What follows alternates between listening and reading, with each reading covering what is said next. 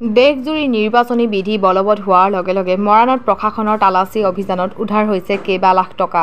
মৰাণৰ ৰাইডঙিয়াত আজি পুৱাৰ পৰাই নিৰ্বাচনী আয়োগৰ নিৰ্দেশ অনুসৰি প্ৰশাসনে তালাচী কৰি থকাত এখন বাহনৰ পৰা জব্দ কৰিছে ৩ লাখ টকা।